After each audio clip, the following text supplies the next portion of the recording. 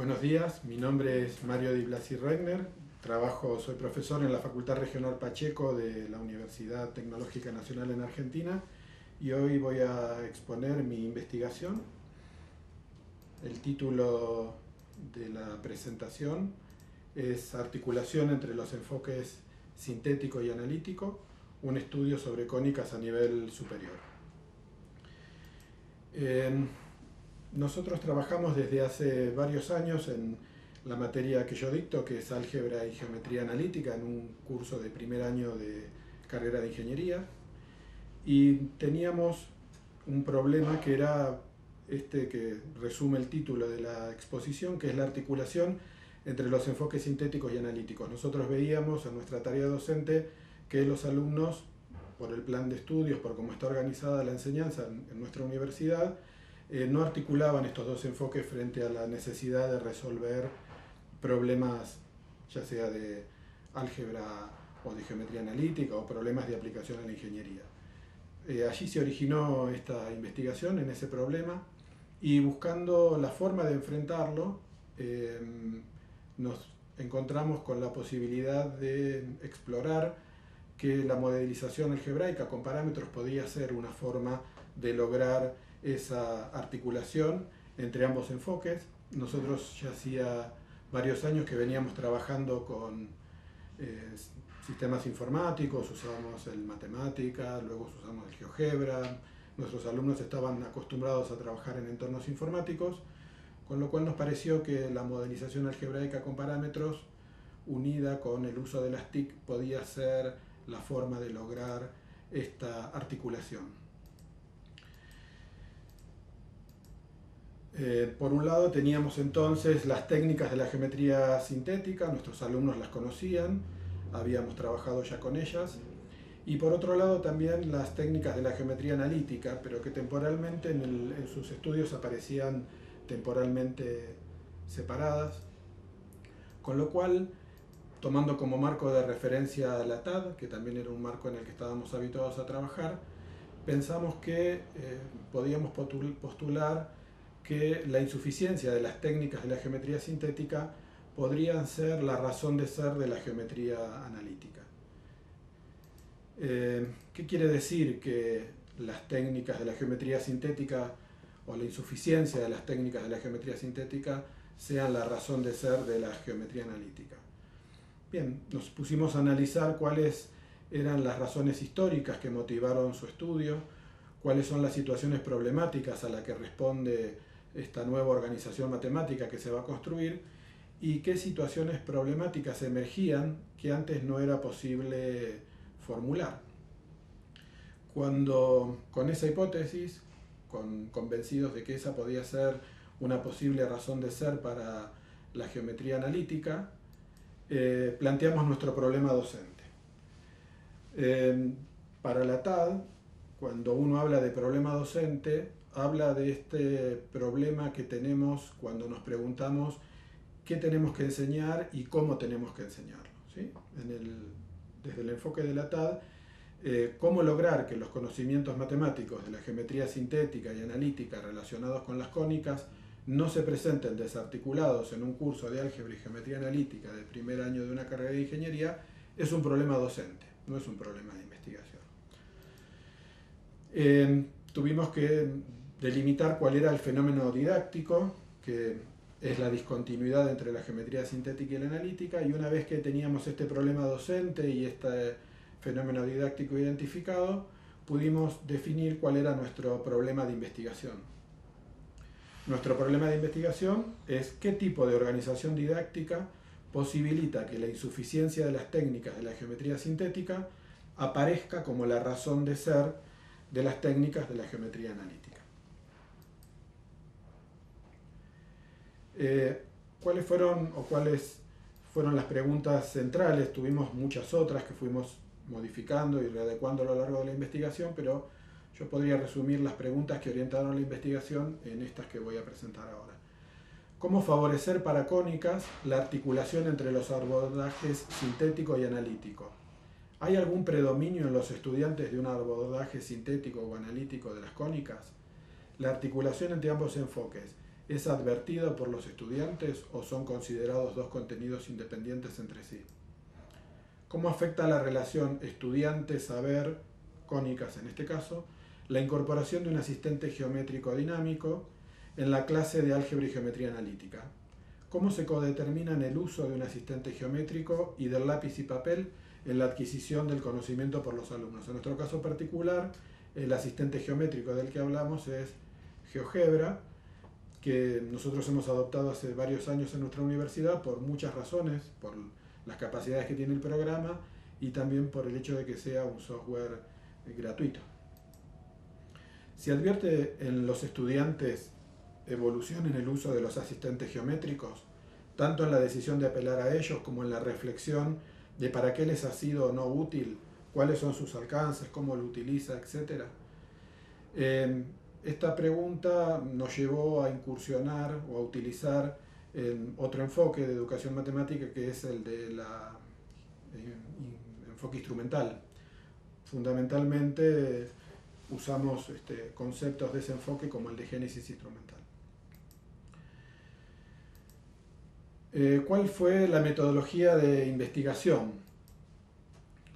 Nuestra metodología de investigación básicamente constó en un primer momento de hacer un análisis preliminar, que básicamente es un análisis praxeológico. Luego el diseño y análisis a priori, esto quiere decir trabajar en el nivel de la ingeniería matemática y de la ingeniería didáctica. Luego la implementación, observación y recolección de datos, los que podríamos llamar análisis in vivo. Y finalmente el análisis a posteriori y la validación, lo cual obviamente nos genera nuevas preguntas y nuevas cuestiones, ¿no? Me voy a enfocar ahora en este primer momento de la investigación, en lo que consideramos el análisis praxeológico, y allí nos enfrentamos a la dificultad de diseñar el modelo praxeológico de referencia. Brevemente quería decir que este modelo praxeológico de referencia está asociado a un tipo de problemas en particular. No podríamos pensar, por ejemplo, un modelo praxeológico para toda la geometría, sino para un tipo de problemas determinados. Nosotros concebimos este modelo praxeológico de referencia como una arborescencia de praxeologías puntuales que se van complejizando y se van organizando en praxeologías de tipo más local. Y otra cosa muy importante de los modelos praxeológicos de referencia es decir que son provisionales. Estos modelos praxeológicos son en realidad una hipótesis científica que tiene que ser contrastada. Esto es parte del trabajo también de la investigación. No hay un modelo praxeológico mejor o peor que otro, sino hasta que podamos compararlos en la experimentación. ¿Qué es necesario hacer para construir este modelo praxeológico? ¿Por dónde debemos comenzar? La primera labor importante y realmente compleja, que nos llevó mucho tiempo, es definir una cuestión generatriz. No porque sea difícil pensar esta pregunta, sino porque generalmente lo que sucede es que uno va pensando diferentes preguntas que a lo largo de la investigación en el proceso de diseño de la investigación suele darse cuenta que no sirven, que son insuficientes, que no permiten el desarrollo de esa arborescencia de praxeologías, de ese modelo praxeológico, y lleva realmente un tiempo considerable encontrar la pregunta más adecuada. Para nosotros fue cómo construir un dispositivo mecánico que sea capaz de transformar el movimiento circular en movimiento lineal. Esta pregunta, entre otras razones, fue elegida por el contexto en el que nos encontramos. Nosotros trabajamos con alumnos de la carrera de ingeniería, que luego más adelante en su carrera tienen una materia que se llama mecanismos, donde van a trabajar con mecanismos donde responder esta pregunta es una tarea importante para En el diseño de esa arborescencia uno va proponiendo una sucesión de preguntas y de respuestas provisionales, como les decía, en una estructura arborescente. Una de las preguntas fundamentales en ese modelo es esta: ¿por qué se llama caminador elíptico este dispositivo? Todos conocemos seguramente de los gimnasios o de haber visto este tipo de aparato, y es muy interesante porque ustedes lo miran fijamente, cuesta encontrar donde hay una elipse allí. Una pregunta: ¿por qué se llama caminador elíptico? De manera que es una pregunta muy interesante para los alumnos, que generó una actividad de mucho trabajo, donde ellos se enfrentaban básicamente a esta dificultad. Como ustedes notarán, las preguntas en general son preguntas en bruto, que no provienen de la actividad escolar, no son preguntas escolares, no son preguntas que provengan de la matemática, sino que en este caso provienen de su labor profesional o de problemas o de cuestiones de la vida cotidiana. Esta pregunta no es fácil de responder. Cuando ellos se encuentran frente a esta pregunta, se van generando algunas conjeturas y algunas suposiciones que queda como la pregunta pendiente de ser respondida, y van apareciendo otras preguntas. Si ustedes han visto alguna de estas arborescencias de preguntas y respuestas enlatadas, habrán visto que una pregunta Q sub 1, Q sub 2 deriva en una Q sub 2.1, Q sub 2.2, es decir, se va abriendo a modo de árbol, como les decía, y eso nos fue llevando de manera totalmente intencional y siguiendo este diseño praxeológico que uno diseña en sus análisis preliminares, en sus análisis a priori, a pensar, por ejemplo, esta actividad que llamamos la de la circunferencia achatada. Esto se les plantea a ellos una actividad con una consigna que consiste en pensar: si yo achatase una circunferencia en una dirección que sea perpendicular al diámetro, obtendría una curva como esa que está dibujada allí. Lo que se le pregunta a los alumnos es si pueden caracterizar esa curva, si pueden describir qué tipo de curva es, y obviamente fundamentar, validar sus afirmaciones. Nuestros alumnos, como yo les comentaba, están familiarizados con el GeoGebra, pueden hacer construcciones relativamente sencillas como la que les voy a mostrar ahora, no tienen dificultad para hacerlo, y después de un tiempo de trabajar con lápiz y papel, ellos tienen a disposición sus computadoras en el aula. Tenemos la posibilidad de que ellos traigan sus computadoras al aula, de manera que eso facilitó mucho la investigación, y trabajan en grupos. Y una de las construcciones que, por ejemplo, realizan es esta que les voy a mostrar, donde uno tiene un deslizador donde puede mover este punto Q. Si yo activo el rastro de ese punto Q y animo el punto P, voy a ir construyendo las diferentes circunferencias achatadas de las que hablábamos, ¿no? A medida que yo modifico el valor de este parámetro K, voy construyendo diferentes circunferencias achatadas. De modo que la dificultad con la que ellos se encontraban aquí es primero tener una conjetura respecto de qué tipo de curva es esa que se ve allí, y obviamente poder dar las razones de por qué dicen u opinan eso. Aquí se empieza a ver un poco cuál va a ser el eje vertebrador de todas estas actividades, que tiene que ver con poder describir cuál es esta curva que yo en primera medida veo allí. No solo describirla en términos de lo que podría ser la geometría sintética, sino también en términos de la geometría analítica. Y aquí es donde uno empieza a darse cuenta de que algunas de estas actividades se pueden resolver de manera más sencilla con la geometría sintética, otras son más complejas de resolver con geometría sintética, y otras, las técnicas de la geometría sintética se vuelven insuficientes, que es lo que nosotros buscábamos provocar para la aparición de las técnicas de la geometría analítica, ¿no? Otra de las actividades que se le presenta a los alumnos es la que llamamos la elipse achicada. Esta parece similar a la anterior, pero es muy diferente. Aquí tenemos una elipse donde la elipse se achica de manera tal que la distancia entre este punto D y este punto E se mantiene constante. En esta escena, lo que nosotros hacemos es también modificar con este deslizador la distancia que hay entre ese punto D y ese punto E, y podemos dibujar, podemos representar para que ellos visualicen diferentes elipses achicadas. Si yo modifico el K, obtengo otra.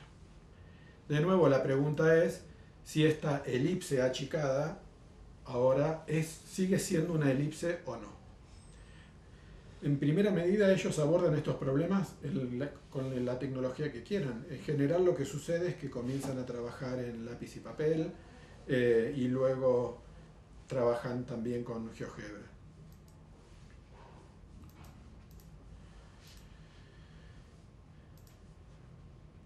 Otra actividad, también en la línea de describir la trayectoria de un punto. En definitiva, lo que estamos haciendo todo el tiempo es poder describir la trayectoria de un punto móvil. Aquí la actividad es en una línea, se marcan 3 puntos, 2 de los cuales se deslizan sobre los rayos de un ángulo recto. ¿Qué lugar geométrico describe el tercer punto? Es decir, aquí el punto B y el punto A se deslizan sobre cada uno de estos rayos de este ángulo recto, y el punto P, que está fijo sobre ese segmento, va a describir una determinada trayectoria. Aquí de nuevo ellos empiezan a graficar y a hacer esquemas en papel hasta que finalmente aparece la construcción en GeoGebra, que es esta que les voy a mostrar. Si yo muevo, esto es lo que describe la situación. Tengo este segmento que se mueve de esta manera y el punto P que yo lo puedo mover a su vez dentro del segmento como quisiera, ¿no? Yo lo dibujé aquí, pero lo podría dibujar en cualquier otro lugar, podría ir experimentando con diferentes posiciones del punto P. Cuando yo activo el rastro del punto P y lo deslizo, se ve esto que está aquí. ¿Bien? Depende en dónde ubique el punto P, esa curva se ve de maneras diferentes, si está más cerca del punto B, si está más cerca del punto A. Ellos experimentan con diferentes posiciones del punto P. Antes de trabajar con GeoGebra, por ejemplo, una de las conjeturas fuertes que aparece es que ese punto P se mueve sobre una línea recta. ¿Sí? Luego va apareciendo la idea de que, bueno, obviamente no se mueve sobre una línea recta, y finalmente aparece la conjetura de que es un arco de una elipse. Esto, de nuevo, obviamente ellos tienen que poder justificarlo o con técnicas de la geometría sintética o de la geometría analítica. Nos lleva a la actividad siguiente, un poco más compleja, y lo que busca esta actividad es poder entrar en esta otra. Se les presenta a ellos, en este caso se les presenta a ellos materialmente, este aparato que se llama elipsógrafo. Es un aparato que sirve para dibujar elipses. No sé si ustedes alguna vez vieron alguno, es un aparato muy interesante.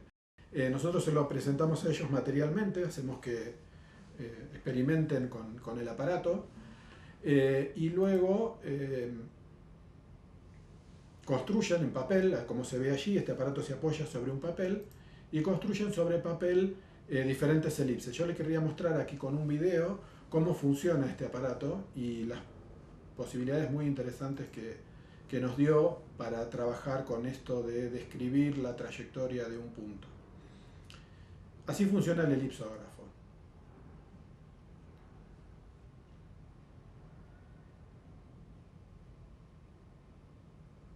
Si ustedes observan, si bien esto se mueve, tiene movimientos sobre rectas, son movimientos lineales, cada uno de los puntos que forman esta barra, ahora lo va a mostrar el video, el caso del punto medio, describe esa trayectoria. Pero si uno en vez de tomar el punto medio tomara otro de los puntos de esa barra, de hecho esto uno lo puede hacer también en el papel, porque en esa barra pueden ser agujeros en el cual uno puede poner un lápiz, y como ven aparecen elipses. Si uno observa, bueno, también se puede agregar este aditamento al elipsógrafo para dibujarlas de esta manera. Lo que yo les quería mostrar es que si uno observa en este momento del video, el porqué de la secuencia de las actividades y por qué están secuenciadas de esta manera, la actividad anterior, la del del segmento que deslizaba sobre los rayos de un ángulo, lo que describe es una parte de estas elipses que están aquí. De modo que luego de haber resuelto la actividad anterior, suelen resolver de manera exitosa esta actividad, teniendo el conocimiento previo que adquirieron en la actividad anterior. Voy a explicar ahora algunas cuestiones vinculadas a la teoría antropológica de lo didáctico para que se entienda por qué diseñamos las actividades de esta manera y por qué las actividades que nosotros pensamos están armadas de esa manera y se pensó en ese modelo praxeológico. La TAD, desde la mirada de la TAD, hay tres disfunciones esenciales de las organizaciones didácticas espontáneas, ¿no? Cuando hablamos de organizaciones didácticas espontáneas, hablamos de las organizaciones didácticas que uno ve habitualmente en un aula, que no tienen un diseño previo, un análisis como el que estamos haciendo en este caso. Una de esas disfunciones es la ausencia de un dispositivo didáctico que permita la vida institucionalizada del trabajo de la técnica, la incompletitud relativa de las organizaciones matemáticas locales y la desarticulación de la matemática escolar, y el monumentalismo y olvido de la razón de ser de la matemática enseñada, lo que se llama autismo temático, ¿sí? Estas serían las tres disfunciones esenciales que uno ve en las organizaciones didácticas espontáneas. La TAD para cada una de estas disfunciones propone un artefacto didáctico, que en este caso, para la ausencia de un dispositivo didáctico que permita el trabajo institucionalizado de la técnica, es el taller de prácticas matemáticas. En el caso de la incompletitud, las actividades de estudio e investigación. Y en el caso del monumentalismo, los recorridos de estudio e investigación. De modo que volvemos a la diapositiva anterior, el de la metodología de la investigación, para observar que entonces nuestro diseño matemático y didáctico es una actividad de estudio e investigación. Si volvemos a la diapositiva anterior, vemos que esto era el artefacto que nos permitía afrontar el problema de la incompletitud.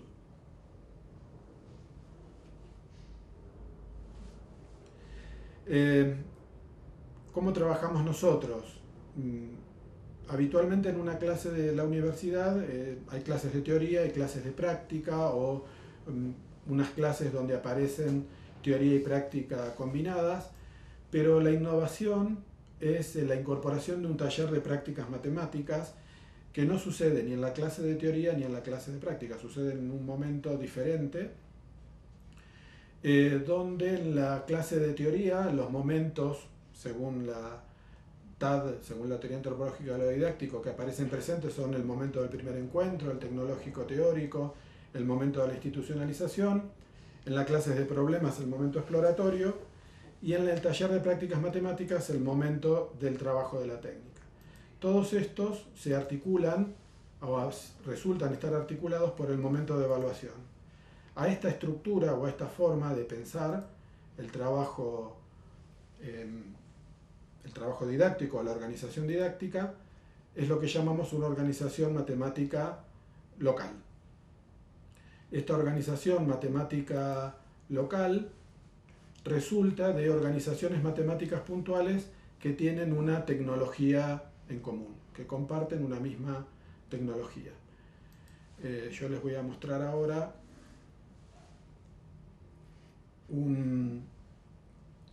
es un documento Word donde están descritos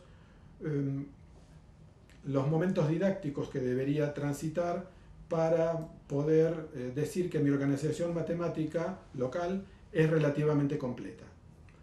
Esto también es un concepto construido en el marco de la teoría, y aparecen aquí los 8 momentos didácticos que son los que aparecían descritos en la diapositiva anterior: el momento informativo, el momento del primer encuentro, los momentos exploratorios, el trabajo de la técnica, el momento teórico. Aquí están presentados de esta manera como lineal y secuencial, pero no necesariamente esa presentación tiene que ser de esa forma. Y finalmente, la manera de medir el grado de completitud de una organización matemática local, que dicho sea de paso, no tiene sentido decir que sea completa o incompleta, sino que uno solo puede hablar sobre el grado de completitud, que sea más completa o menos completa, son estos indicadores. Uno tendría que deberían aparecer tipos de tareas asociadas al cuestionamiento tecnológico, existir diferentes técnicas en cada tipo de tareas y criterios para elegir entre ellas, la existencia de diferentes representaciones de tareas y técnicas inversas, etc. Esto está bien caracterizado en la teoría y es lo que nosotros utilizamos para poder determinar que esta organización matemática que nosotros estábamos utilizando era relativamente completa.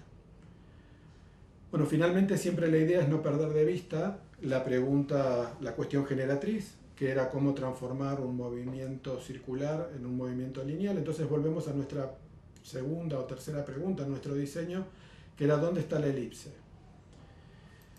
Aquí, después de un tiempo, lo que uno observa, o los alumnos empiezan a observar, es que si bien acá ve un círculo y si bien esto pareciera moverse de manera lineal, el lugar en donde va apoyado el pie tiene un movimiento que a priori pareciera ser una elipse. De manera que, por ejemplo, en esta construcción que hacemos en GeoGebra, aquí representamos de manera sencilla este dispositivo que está aquí. Esto sería la rueda, este punto E que está aquí es este punto que está anclado aquí a la barra, que este punto se mueve de manera lineal, y este punto que está aquí se mueve de manera circular. De modo que este caminador elíptico es un dispositivo que transforma movimiento circular en movimiento lineal. Si ustedes observan aquí, cuando yo mueva este punto C, el punto E describe un movimiento lineal. Si yo activara aquí el trazo en este punto F, se genera esta gráfica. ¿Bien? Cuando uno le pregunta a los alumnos qué es esa gráfica que está ahí, todos dicen que es una elipse. ¿Bien? Al poco tiempo de trabajar con esto, los alumnos empiezan a hacer diferentes representaciones, y si no es algo que uno puede provocar dentro de la ingeniería, de preguntarse, por ejemplo, qué sucede si este segmento que está aquí no tuviera esa longitud. Esto es, ¿qué pasaría si yo pudiera acortar, como en este caso, el segmento? Si observamos ahora y hacemos el mismo trabajo que antes, aparece esta gráfica. Cuando sucede esto, ya no opinan que es una elipse. ¿Bien? Empiezan a dudar de sus primeras apreciaciones. Y finalmente, o luego de esto, aparece esta otra actividad donde yo puedo modificar el largo como quiera. Voy a sacar aquí el activar rastro. Puedo modificar el largo de ese segmento como quiera, libremente, y puedo ir haciendo diferentes gráficas. Por ejemplo, si hiciera la gráfica para este largo,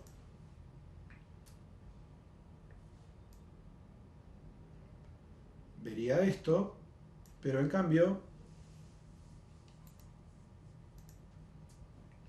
si lo hiciera así, vería esto. Y si achicara aún más,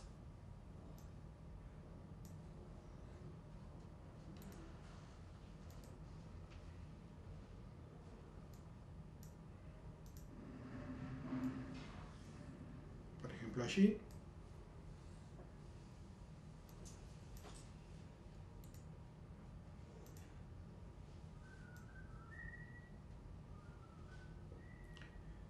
vería que no solo ahora no tiene forma, ellos dicen que tiene forma de huevo, es el segundo gráfico, sino que ahora además hay una semicircunferencia.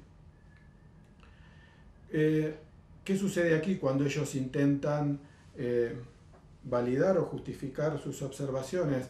Bueno, las técnicas de la geometría sintética se les vuelven absolutamente insuficientes y entonces empieza a aparecer la necesidad de describir en función de parámetros, y los parámetros que utilizan son la longitud y el ángulo al moverse este punto C. Con estos dos parámetros uno puede hacer una descripción analítica del recorrido de esta curva, del recorrido de este punto, perdón, y de la curva que describe.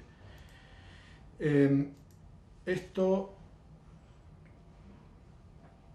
se puede ver en una producción que ellos hicieron al finalizar todo este trabajo, toda esta actividad de estudio e investigación, donde lo que hicieron fue modelizar, tomando, como les decía, esos parámetros, y con un desarrollo matemático como el que les estoy así mostrando rápidamente, aparece que la curva esa se puede describir de esta manera, que depende de un parámetro lambda, y en función de ese parámetro lambda se van obteniendo diferentes curvas que van describiendo lo que habían visto en sus primeras actividades. Inclusive pudieron analizar cuánto diferían lo que llamaron la curva real y la curva simplificada. La curva simplificada es la curva, ellos llamaron curva simplificada a la curva en la que yo tomaba valores del parámetro, hacía una aproximación del parámetro por la cual eso que llamaron huevo no era un huevo y era una elipse, ¿sí? De modo que hay un trabajo analítico muy, muy interesante de parametrización y de trabajo con los parámetros y de análisis de esas trayectorias que no se podría haber hecho con las técnicas de la geometría sintética. Les quería mostrar aquí, hay algunas imágenes de los alumnos trabajando. Los alumnos trabajaban en grupos. Los primeros trabajos que hacen los hacen en papel, algunos hasta intentan construir cuando estábamos trabajando con la construcción de elipses y el elipsógrafo con material concreto. Nosotros ponemos a disposición de ellos material concreto, lápiz, papel y las computadoras. Este es el aula real de trabajo con Silvia Santos, que es una docente auxiliar de la cátedra, y todo se desarrolla en el aula real, con alumnos reales y con dentro de la misma materia. Estas fotos que están aquí son del taller de prácticas matemáticas, que es muy importante dentro de nuestro diseño que esto suceda fuera del aula de las clases teóricas y de las clases prácticas, porque el objetivo del taller de prácticas matemáticas es el trabajo de la técnica, ¿sí? Quería terminar con dos reflexiones, una de Chevalar, que es la siguiente: el estado de la enseñanza secundaria de las matemáticas es hoy en día calamitoso. No sé en México, pero en Argentina es una afirmación que es bastante cierta. Algunos síntomas más o menos disonantes resumen esta situación de necrosis. La palabra necrosis parece un poco fuerte, pero cuando uno lee a qué llama él necrosis, ya no suena tan fuerte. Monumentalismo, formalismo, falta de autenticidad epistemológica, olvido del mundo y peyoración de sus necesidades, ilusión lírica, fantasma de insularidad y búsqueda de la pureza, huida hacia la insignificancia lúdica y puerilidad, fe ingenua en la redención informática. Si yo cambiara secundaria por universitaria, en la Argentina no cambiaría nada, seguiría siendo válida. Seguimos teniendo una enseñanza que es monumentalista, que es formalista, que tiene una ingenua fe en la redención informática, ¿sí? Si bien incorporar las TIC en la educación matemática es algo que todos compartimos y que consideramos deseable, no cualquier forma de incorporarlas produce realmente una mejora en el aprendizaje de los alumnos, y a veces sentimos como que pasa esto, ¿no? que algunas personas creen que con el solo hecho de incorporar la informática vamos a lograr que nuestros alumnos aprendan más y mejor matemáticas. Y por último, una reflexión mía que tiene que ver fundamentalmente con por qué adopté la TAD y por qué la TAD fue el marco teórico de esta investigación. Realmente considero que hemos erradicado las preguntas y las dudas del proceso de estudio y que las hemos sustituido por la enseñanza de respuestas. Básicamente lo que nosotros enseñamos en el aula son respuestas a preguntas que están ocultas, es decir, los alumnos no saben bien esas respuestas que enseñamos a qué preguntas responden. Esto le quita significatividad y le quita valor a las cosas que aprenden. Así la matemática suele enseñarse como un saber acabado, solo certezas, todo lo que nosotros enseñamos parecen ser certezas, a la que ellos solo le reconocen raros usos. ¿Sí? Como no, esas cosas que enseñamos no vienen a responder preguntas que ellos se han hecho, sino que vienen a responder alguna pregunta que está oculta y que ellos no conocen, entonces el uso que hay para eso es un raro uso, no es un uso para sus necesidades. Bueno, con esto termino y agradezco mucho a los amigos de Cicata y espero que este contacto continúe y sea muy fecundo. Muchas gracias.